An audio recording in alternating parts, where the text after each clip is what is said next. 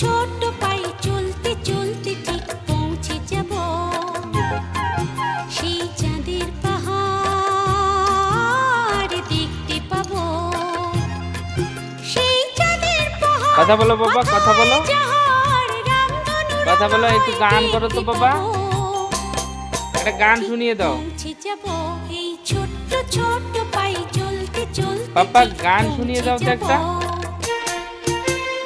ওরে বাবা।